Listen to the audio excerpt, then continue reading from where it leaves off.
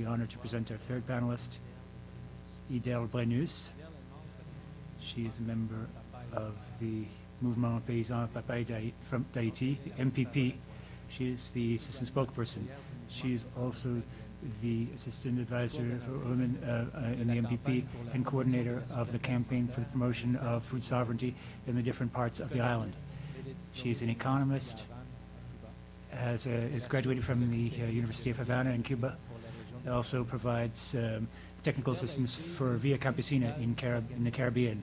She is one of the main organizers of the demonstrations in Haiti against the of all this GM grain, corn grain that was going into Haiti, and she will explain why that was necessary and why the Haitian peasants today are playing a key role in the reconstruction of the country after the earthquake. Against all odds, she managed to make it to Quebec today, and I would like to take a moment of silence to show our solidarity towards the courageous people of Haiti.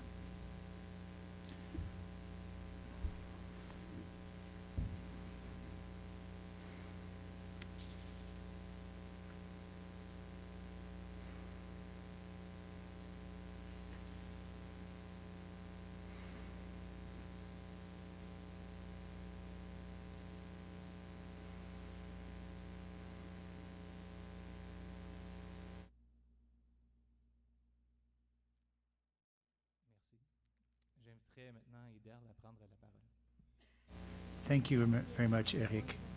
And hello, panelists, friends. My greetings from the Haiti people. And we want to tell you that we are keeping on because the victory is to those who continue the struggle, and we will continue the struggle. I am the spokesperson, and I have that experience which Eric just mentioned. How is it that we are continuing to survive, us rural people in Haiti? To give you a little bit of history,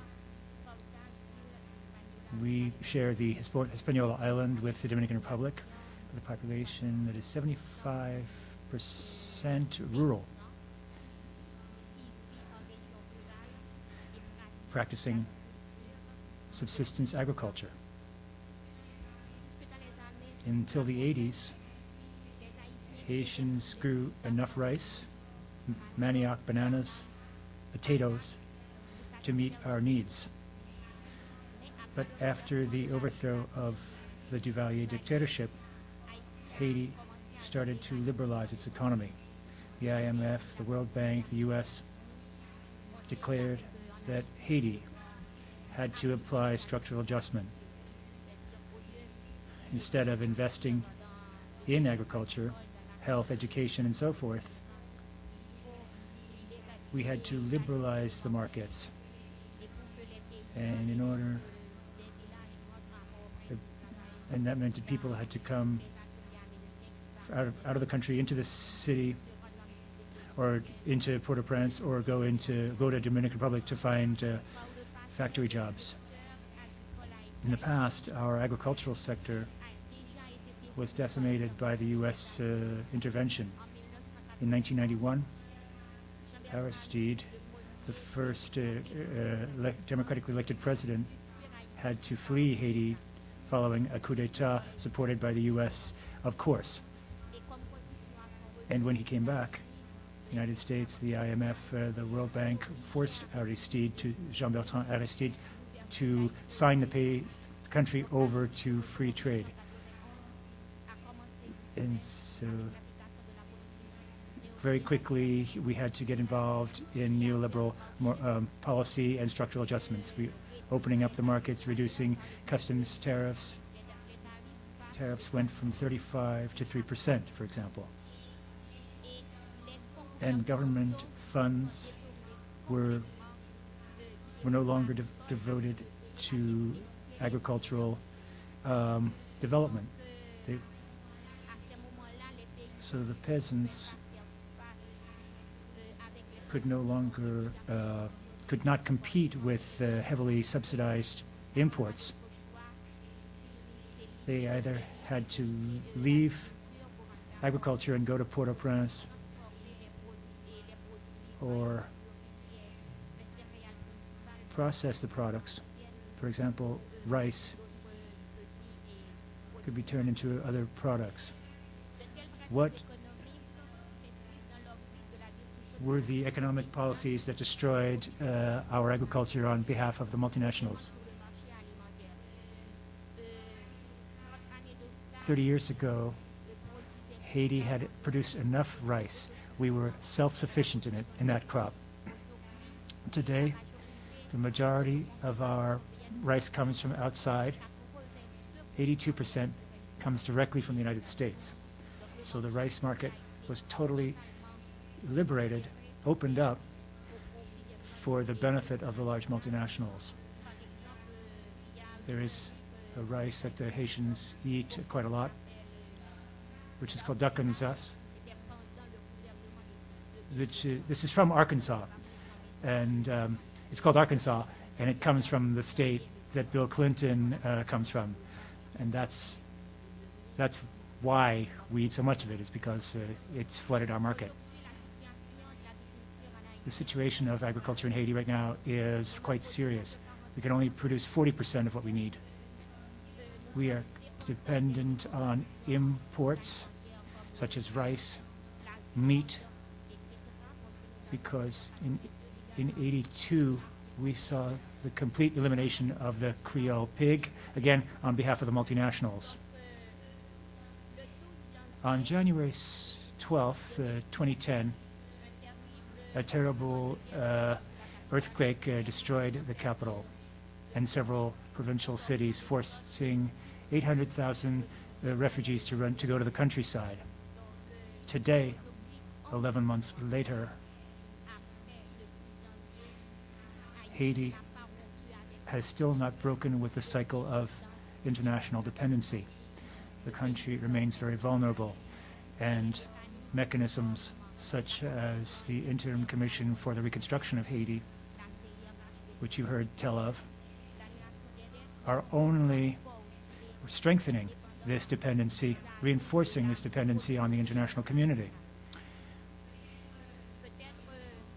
Maybe when you listen to all this, you say, well, how are the peasants managing with all of that? Despite this situation, the peasants are still holding up, continuing to plant without technical supervision, without a proper agricultural policy based on food sovereignty, environmental friendliness, and biodiversity. So we are continuing to survive, even though we are the first victims of January 12th, because when we applied the neoliberal policies that forced us to go into the city, it is the people in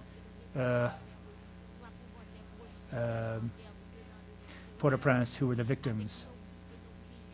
Our sons and our daughters were at the school, the university, who died, but we were the first ones as peasants who received the refugees, who left Port-au-Prince to come out to our provincial cities. We were the first one to offer them aid with transportation, using our seeds. The Haitian people, each Haitian in one way or another, provided the first glass of water, the first sheet, helped a neighbor to save the life of one of their family members. But unfortunately, this wasn't shown on TV or on radio. All of these acts of solidarity remained hidden so that they could have this media show that the multinationals were going to take care of everything. Many multinationals took advantage of the situation, which was absolutely catastrophic, which you may have seen on TV, with the complicity of the Haitian government, of course. The earthquake, although catastrophic, was also profitable for some. Monsanto, you're all familiar with them, is a criminal company. We call them criminals, we Haitian peasants, who is trying to sow death on all around the planet, to get rid of peasant agriculture, to destroy the environment, biodiversity, by poisoning the water, the air that we breathe. Monsanto also took advantage of the situation created by January 12th to get into the Haitian market with their transgenic, or their hybrid seeds, that is. Also GMO seeds. For us, it's the same thing. The Haitian government has used the earthquake to sell the country to the multinationals so that they could invade our markets with these seeds. After everything they've already done to us, the United States wants to attack the very basis of our food system, which is based on indigenous varieties. So Monsanto contributed 475 tons of grain to the Haitian government from certain reliable sources, from like the Haitian government didn't identify the seeds, but the hybrid seeds provided by Monsanto were treated with a tremendous amount of fungicide, and the tomato seeds of the variety Calypso were treated with tiram, which is prohibited.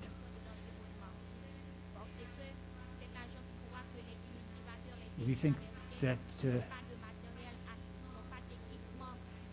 American growers had prohibited these seeds on their market, and so those were the seeds which they sent us with the complicity of the Haitian government.